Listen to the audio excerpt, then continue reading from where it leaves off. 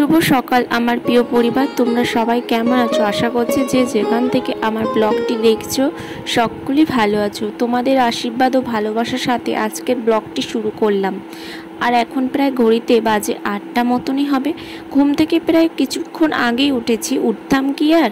এই যে পাখিটি আমার জানলায় প্রতিদিন শব্দ করে করে তোলে, আর আজকে দেখো নিজেই আটকে পড়েছে। ওকে বার করবো বলে আমি তাড়াহুড়ো করে শিগগিরই উঠে পড়লাম। উঠে গিয়ে জানলাটা খুলতে না খুলতে ওকে গা দিলাম, ও উঠে চলে গেল চালের মাথায়। তো দেখতেই পাচ্ছ আজকে সকাল সকাল উঠে পড়েছি। আর উঠেই সকালে আমি ব্রেকফাস্টে ম্যাগি খেয়ে নিয়েছিলাম। আর আজকে আমি যাচ্ছি, মানির একটা ইঞ্জেকশান আছে, তো সে কারণে 1.5 মাসে একটা ইঞ্জেকশান আছে, সেই জন্য রেডি হয়ে গেছি। মানিকে মা নিয়ে নিয়েছে ছাতা মাথায় করে, আমরা বেরিয়ে গেছি। আর আজকের ওয়েদারটা জাস্ট ওয়াও বলতে হবে, খুব সুন্দর। কারণ মেঘলা মেঘলা করেছে, এদিকে রোদ আর এদিকে হালকা হালকা হাওয়া দিয়েছে। চারিদিকের পরিবেশটা দেখে খুবই ভালো লাগছে। মনটা কতদিন পরে একটু হেঁটে হেঁটে একটু বেরোতে বার হয়েছি। তো দেখতেই পাচ্ছ এটা আমাদের ওপাড়া বলে, তো সেখানে গিয়েছিলাম ইঞ্জেকশানের জন্যে। তো আস্তে আস্তে রিমঝিম করে ছোট ছোট করে বৃষ্টির ফোঁটাগুলো গায়ে পড়ছিল, খুবই ভালো লাগছিল। আর আমার সোনার মাথায় যেন না পড়ে সেই জন্য ছাতা ধরেছিলাম। আর দেখতে পাচ্ছ খুব ভালো লাগছে, এত সুন্দর ওয়েদার দেখে মনটা যেন খুবই ভালো লাগছে। আর এই যে বাড়ির সামনে ছোট্ট ছোট্ট ফুল গাছের কি সুন্দর ফুল ফুটে আছে, দেখে মনটা যেন আমার খুবই ভালো লাগছে। আর সত্যি কথা বলতে আমি তো বেশিরভাগই গাছপ্রেমী, ফুলপ্রেমী। আর আমার মতন কে কে আছে অবশ্যই কিন্তু কমেন্টে জানাতে ভুলবে না। আর এই যে আমার একটা ফ্রেন্ডের বাড়ির সামনে দিয়ে চলে যাচ্ছে, এখন দেখতেই পাচ্ছ। আর প্রচণ্ড পরিমাণে মেঘ করেছে, যার কারণে খুবই ভয়ও লাগছিল যে এই সময় হেন না হঠাৎ করে ঝড় বৃষ্টি না শুরু হয়ে যায়।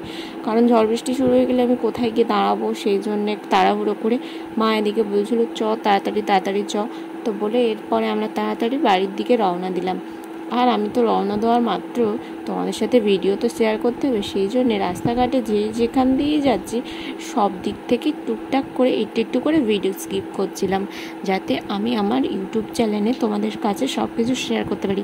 তো তোমাদের সাথে কথা বলতে বলতে বাড়ির সঙ্গে মজা করছে, কারণ ওকে একটু হাসি খুশি রাখতে হবে, সবসময় কান্নাকাটি করছে আর কান্নাকাটি প্রচণ্ড পরিমাণে বিরক্ত করবে। আর এদিকে আজকে দুপুরের লাঞ্চে খেয়েছিলাম বিরিয়ানি। তো দেখতে পাচ্ছ খুব সুন্দর নরম তুলতুলে, আর আলুটাও কত সুন্দর গলে গেছে, রাইসটাও ঝরঝরে, আর খেতে জাস্ট খুবই সুন্দর।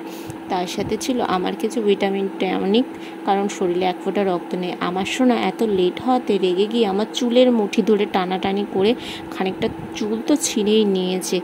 আর এখন গালে হাত দিয়ে চিন্তা করছে যে আর কি করা যায়, আর রাগ করে আছে যে আমাকে না দিয়ে নিজে তো খেতেই শুরু করে দিয়েছে।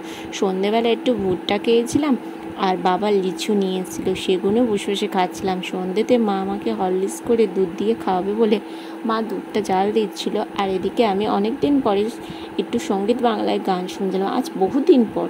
আর রাতের ডিনারে ছিল ওই যে ওলের ডাঁটি ভাজা, সর্ষে দিয়ে শাক ভাজা, আর তার সাথে ডিমের ঝোল।